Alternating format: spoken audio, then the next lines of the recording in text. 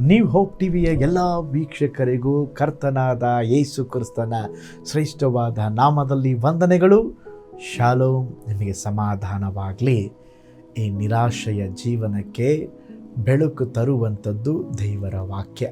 ನಿರೀಕ್ಷೆಯ ವಾಕ್ಯಗಳು ನಮ್ಮ ಜೀವನದಲ್ಲಿ ನಿರಾಶೆಯನ್ನು ದೂರ ಮಾಡಿ ಅದು ಯಾವಾಗಲೂ ನಿರೀಕ್ಷೆಯನ್ನು ತರುವಂಥದ್ದಾಗಿದೆ.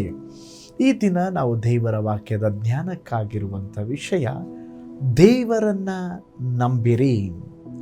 ಅದಕ್ಕೆ ಆಧಾರವಾಗಿ ಯೋಹಾನ್ ಬರೆದ ಸುವಾರ್ತೆ 14ನೇ ಅಧ್ಯಾಯ 1ನೇ ವಚನ, ನಿಮ್ಮ ಹೃದಯವು ಕಳವಳಗೊಳ್ಳದೇ ಇರಲಿ, ದೇವರನ್ನು ನಂಬಿರಿ, ನನ್ನನ್ನು ನಂಬಿರಿ.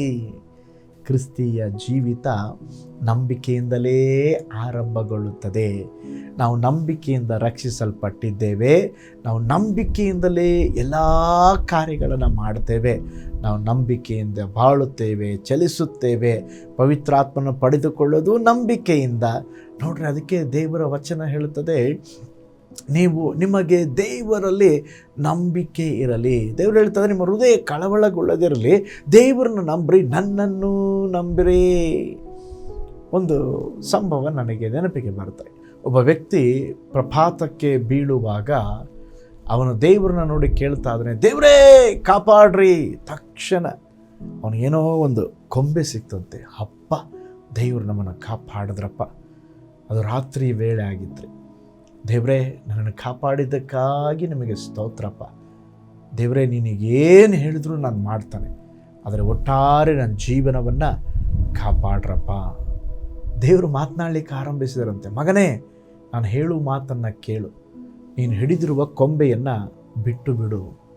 ಅಯ್ಯೋ ದೇವರೇ, ನನ್ನ ಜೀವನ ಕಾಪಾಡಲೆಂಬುದಾಗಿ ನಾನು ಕೇಳ್ತಾ ಇದ್ದೀನಿ, ನೀವು ನೋಡಿದ್ರೆ ಆ ಕೊಂಬೆಯನ್ನು ಬಿಟ್ಟುಬಿಡು ಅಂತ ಹೇಳ್ತಾ ಇದ್ದೀರಾ. ಅಯ್ಯೋ ದೇವರೇ, ನಾ ಏನು ಬಿಟ್ಟರು ಈ ಕೊಂಬೆಯನ್ನು ಬಿಡುವುದಿಲ್ಲ. ರಾತ್ರಿಯೆಲ್ಲ ಹಂಗೇ ಅದನ್ನು ಹಿಡ್ಕೊಂಡೇ ಇದ್ದಂತೆ. ಬೆಳಿಗ್ಗೆ ನೋಡಿದ್ರೆ ಅವನು ದೊಡ್ಡ ಬೆಟ್ಟದಿಂದ ಕೆಳಗೆ ಬಿದ್ದಿದ್ದ. ನೋಡ್ರಿ, ಇನ್ನೂ 3 ಅಡಿ ಕೆಳಗೆ ಅಷ್ಟೇ ಅಂತೆ.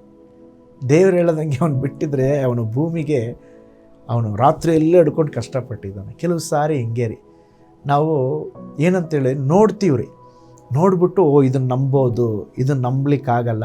ದೇವರು ಹೇಳ್ತಾರೆ, ನನ್ನ ವಿಷಯಕ್ಕೆ ಬರುವಾಗ ನೀನೆಲ್ಲ ನಂಬಬೇಕು ಮಗಳೇ. ನನ್ನ ವಿಷಯ ಬರುವಾಗ ನೀನು ಎಲ್ಲದರ ಮೇಲೆ ನಂಬಿಕೆ. ಅದಕ್ಕೆ ದೇವರು ಹೇಳ್ತಾ ಇದ್ದಾರೆ, ನನ್ನ ಮೇಲೆ ನಿನಗೆ ನಂಬಿಕೆ ಇರಲಿ.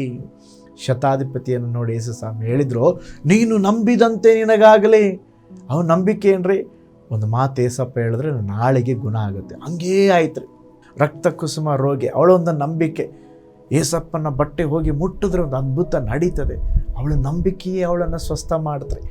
2 ಕುರುಡರು ಯೇಸು ಸ್ವಾಮಿ ಬಳಿಗೆ ಬರ್ತಾ ಇದ್ದಾರೆ.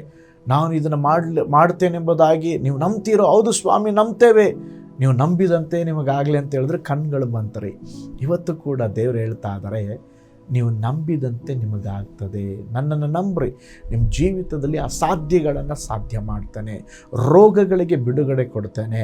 ನಿಮ್ಮ ಕೆಲಸ ಪ್ರಯಾಸಗಳನ್ನು ನಾನು ಆಶೀರ್ವಾದ ಮಾಡ್ತಾನೆ. ನೀವು ನಂಬ್ರಿ, ನನ್ನನ್ನು ನಂಬ್ರಿ ಎಂಬುದಾಗಿ ದೇವರು ಹೇಳುತ್ತಿದ್ದಾರೆ. ಅನೇಕ ಸಾರಿ ನಾವು ಮನುಷ್ಯರನ್ನು ನಂಬ್ತೇವೆ, ಅನೇಕ ಕಾರ್ಯಗಳನ್ನು ನಂಬಿ ಸೋತು ಹೋಗಿದ್ದೇವೆ. ಈ ದಿನ ನಾವು ದೇವರಿಗೆ ಒಪ್ಪಿಸಿಕೊಡೋಣ. ಸ್ವಾಮಿ ದೇವರೇ, ನಾವು ನಿಮ್ಮನ್ನು ನಂಬ್ತೇವಪ್ಪ. ನೀವು ಏನು ಹೇಳ್ತೀರೋ ಅದನ್ನು ನಂಬ್ತೇವೆ. ನಿಮ್ಮ ವಚನ ಏನು ಹೇಳುತ್ತದೋ ಅದನ್ನು ನಂಬ್ತೇವೆ. ನಮಗೆ ಬಿಡುಗಡೆ ಕೊಡ್ರಿ ಎಂಬುದಾಗಿ ಹೇಳ್ರಿ. ನಿಶ್ಚಯವಾಗಿ ದೇವರು ನಿಮಗೊಂದು ದೊಡ್ಡ ಬಿಡುಗಡೆಯನ್ನು ಕೊಡ್ತಾರೆ. ಅದ್ಭುತ ನಡೀತದೆ. ಪ್ರಾರ್ಥನೆ ಮಾಡಿಕೊಳ್ಳೋಣ. ಪರಲೋಕದಲ್ಲಿ ವಾಸ ಮಾಡುವ ನಮ್ಮ ತಂದೆಯಾದ ದೇವರೇ, ಎಸಪ್ಪ, ನೀವು ಹೇಳಿದ್ದೀರಾ ನನ್ನನ್ನು ನಂಬ್ರಿ ಎಂಬುದಾಗಿ. ನಂಬಿದರೆ ನೀವು ದೇವರ ಮಹಿಮೆ ಕಾಣ್ತಿ ಎಂಬುದಾಗಿ ಹೇಳಿದ್ದೀರಾ. ನಮ್ಮ ಜೀವಿತದಲ್ಲಿ ಅನುಕೂಲ ಇಲ್ಲದಿರುವ ಸಮಯದಲ್ಲಿ, ಪರಿಸ್ಥಿತಿಗಳು ಚೆನ್ನಾಗಿ ಇಲ್ಲದೇ ಇರುವಾಗಲೂ ಕೂಡ ನಿಮ್ಮನ್ನು ನಂಬುವಂತೆ, ನಿಮ್ಮನ್ನು ಪ್ರೀತಿಸುವಂತೆ ದೇವರೇ ನಮಗೆ ಸಹಾಯ ಮಾಡಿರಿ. ನಮ್ಮ ನಂಬಿಕೆ ನಮ್ಮ ಕೆಲಸದ ಮೇಲಾಗಲಿ ಮನುಷ್ಯರ ಮೇಲಾಗಲಿ ಇರದೆ ನಮ್ಮ ನಂಬಿಕೆ ನಿಮ್ಮ ಮೇಲಿರಲಿ ಸ್ವಾಮಿ. ನಮ್ಮ ನಂಬಿಕೆಯನ್ನು ದೇವರೇ ಸ್ತೋತ್ರ, ಆಶಾಭಂಗ ಪಡಿಸದ ದೇವರು ನೀವು. ನಂಬುವವನಿಗೆ ಎಲ್ಲ ಆಗ್ತದೆ ಎಂಬುದಾಗಿ ಹೇಳಿದರೆ ನಾವು ನಿಮ್ಮನ್ನೇ ನಂಬ್ತೇವೆ.